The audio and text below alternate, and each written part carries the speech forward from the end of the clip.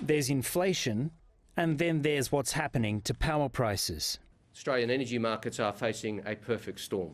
Never before have power costs on the wholesale electricity market reached these heights. Nationally, today's prices are 6 times what they averaged last year, and still rising, except for one place, Canberra. Today, the ACT's Chief Minister was happy to pass on the price regulators good news. Local power bills will be going down, not up.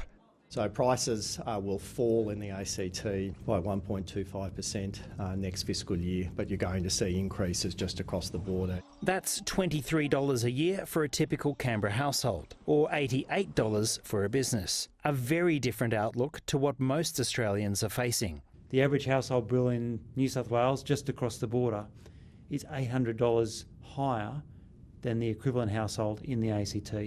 So how did Canberra escape the energy crisis? The answer goes back 10 years, to the ACT's decision to aim for a 100% renewable electricity supply. The first steps were small, contracts with solar farms near Canberra. But Canberra's green energy network grew quickly. Wind farms across 3 states, and more to come, all paid for by Canberra households. Crucially, the ACT's contracts for solar and wind power were long-term, mostly 20-year deals, and they weren't cheap. The contracts were slightly above the expected market price of electricity. This was seen as a fair price to pay for going green.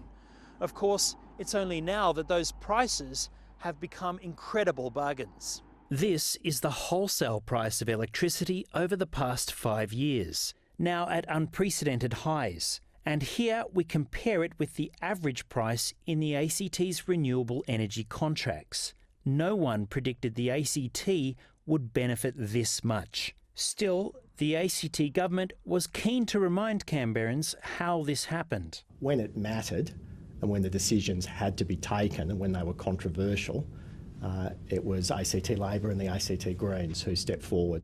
A long-term investment paying off. Marcus Mannheim, ABC News, Canberra.